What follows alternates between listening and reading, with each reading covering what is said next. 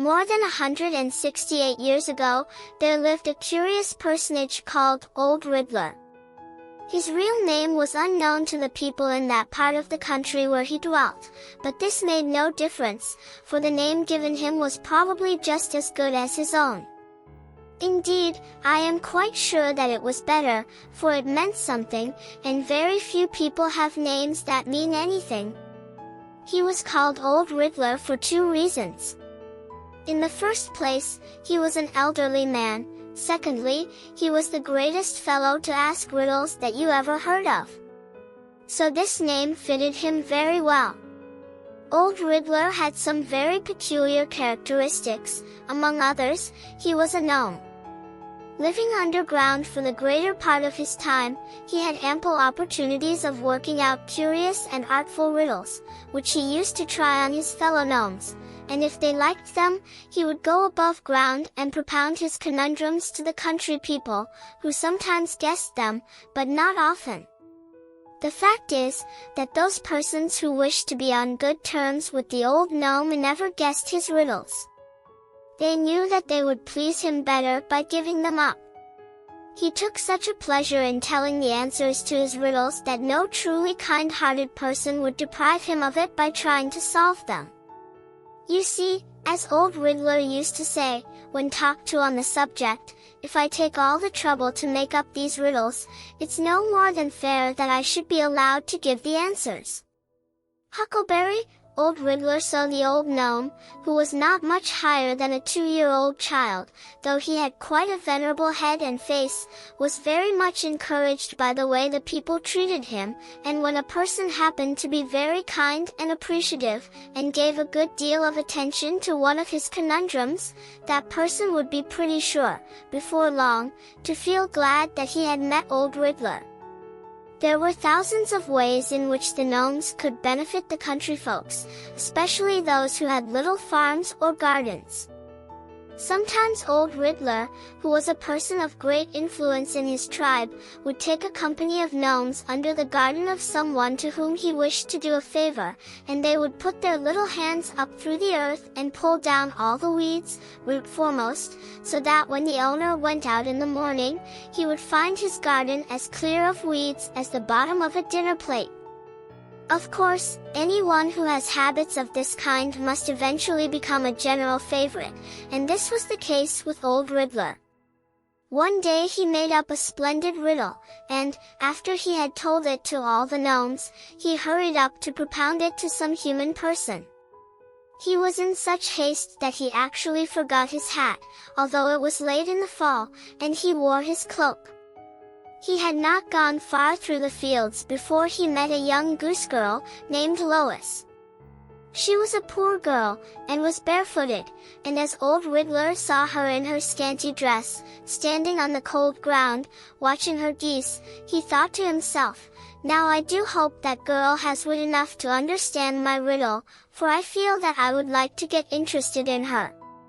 So, approaching Lois, he made a bow and politely asked her, "Can you tell me, my good little girl, why a ship full of sailors, at the bottom of the sea, is like the price of beef?" The goose girl began to scratch her head, through the old handkerchief she wore instead of a bonnet, and tried to think of the answer. "Because it's low," said she, after a minute or two. "Oh, no," said the gnome. "That's not it. You can give it up, you know, if you can't think of the answer." "I know," said Lois. "Because it's sunk." "Not at all," said Old Riddler, a little impatiently. "Now come, my good girl, you'd much better give it up. You will just hack at the answer until you make it good for nothing." "Well, what is it?" said Lois. "I will tell you," said the gnome. "Now, pay attention to the answer, because it has gone down." "Don't you see?" asked the old fellow, with a gracious smile. "Yes, I see," said the goose girl, scratching her head again, "but my answer was nearly as good as yours." "Oh, dear me," said Old Riddler, "that won't do. It's of no use at all to give an answer that is nearly good enough. It must be exactly right, or it's worthless. I am afraid, young girl, that you don't care much for riddles. Yes, I do, said the goose girl. I make them. Make them? Exclaimed old Riddler, in great surprise.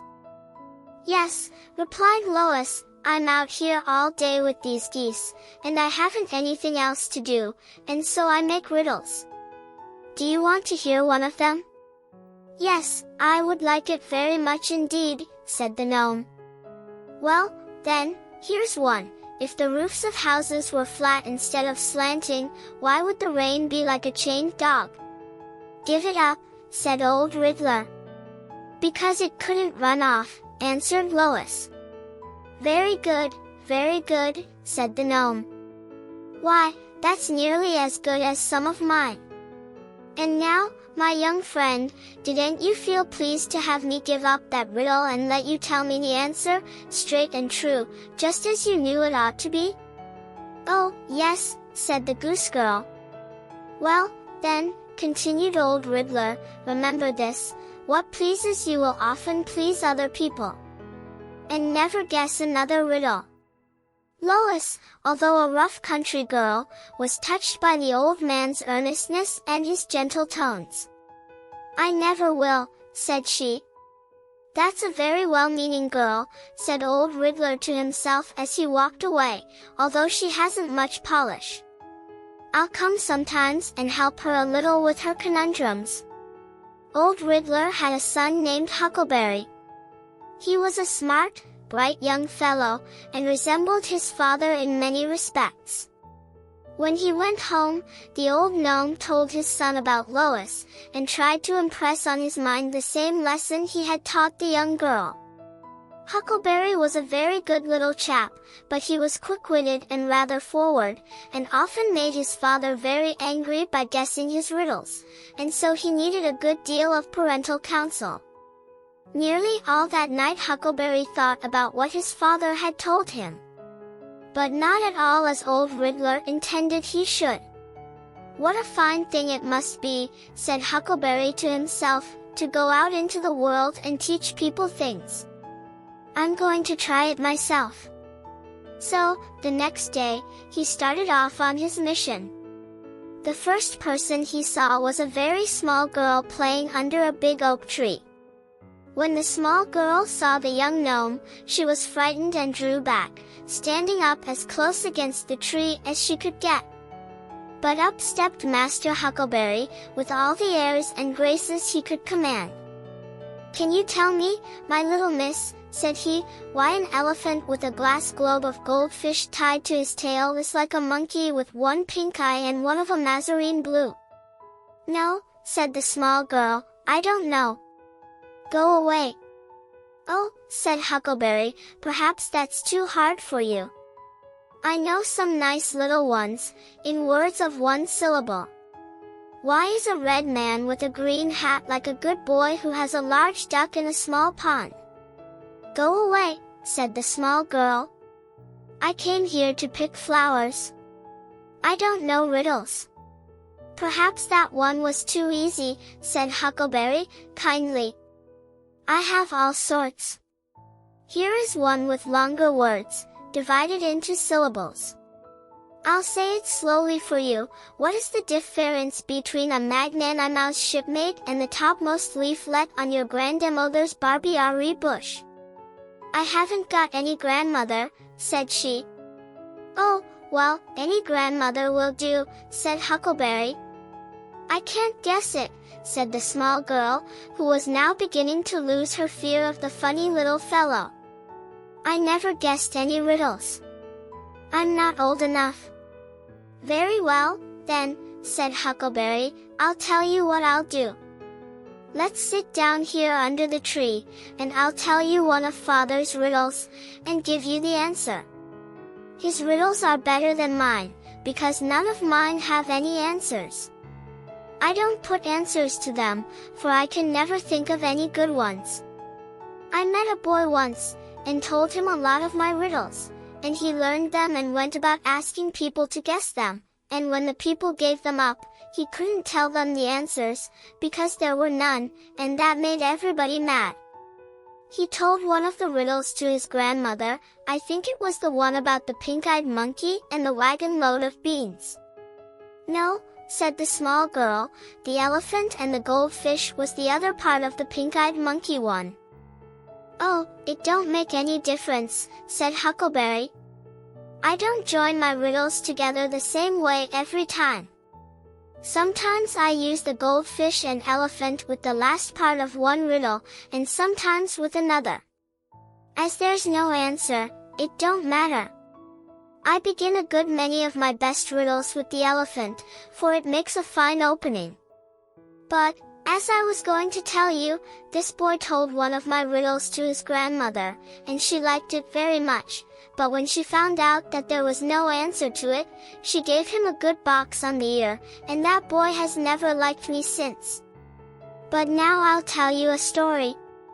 That is, it's like a story, but it's really a riddle. Father made it, and everybody thinks it's one of his best. There was once a fair lady of renown who was engaged to be married to a prince. And when the wedding day came round, they were to be married in one of the prince's palaces in the mountains. She was so long getting dressed. You see, she dressed in one of her father's palaces, down in the valley, that she was afraid she would be late. So as soon as her veil was pinned on, she ran down to the stables, threw a wolf skin on the back of one of the fieriest of the chargers, and springing on him, she dashed away. She was used to harnessing horses, and was in such a hurry that she forgot all about the bridle, and so, as she was dashing away, she found she couldn't steer the animal, and he didn't go anywhere near the prince's palace, but galloped on, and on, and on, every minute taking her farther and farther away from where she wanted to go.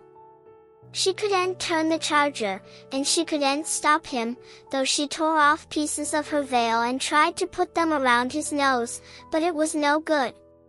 So when the wedding party had waited, and waited, and waited, the prince got angry and married another lady, and nobody knows where the fair lady of renown went to, although there are some people who say that she's galloping yet, and trying to get her veil around the charger's nose. Now, why was it that that fair lady of renown never married? Answer, because she had no bridle. You can say either Bridiel or Bridiele, because they both sound alike, and if she had had either one of them, she would have been married. This is a pretty long riddle, but it's easier than mine, because it's all fixed up right, with the answer to it and everything. You like it better than mine, don't you? The small girl did not answer, and when Huckleberry looked around, he saw that she was asleep. Poor little thing, said Huckleberry, softly, to himself. I guess I gave her a little too much riddle to begin with. Her mind isn't formed enough yet. But it's pretty hard on me. I wanted to teach somebody something, and here she's gone to sleep. I wish I could find that goose girl. If Father could teach her something, I'm sure I could. So he went walking through the fields, and pretty soon he saw Lois, standing among her geese, who were feeding on the grass. Huckleberry skipped up to her as lively as a cricket. Can you tell me, said he, why an elephant with a glass globe of goldfish tied to his tail is like the Lord High Admiral of the British Isles?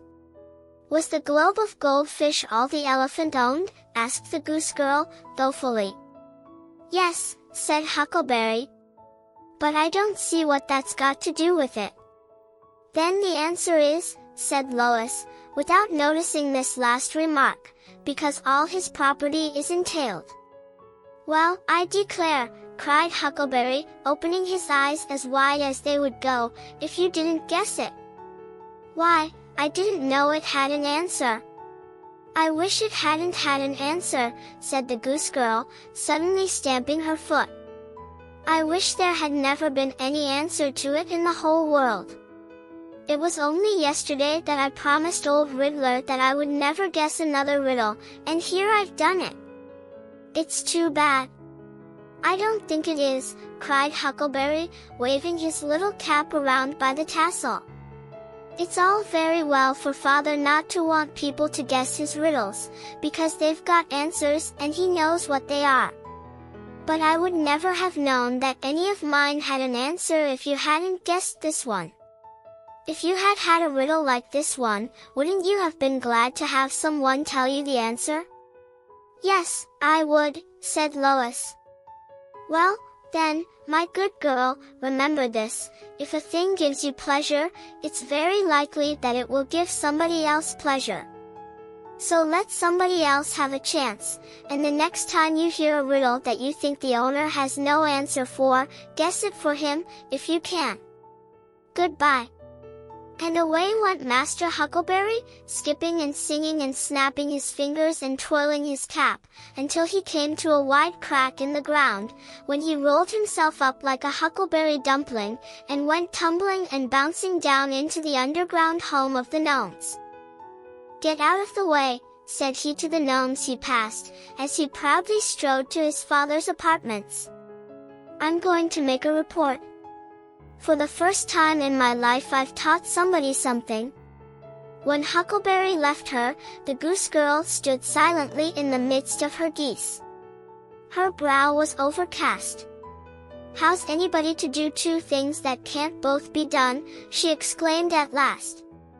"I'll have nothing more to do with riddles as long as I live."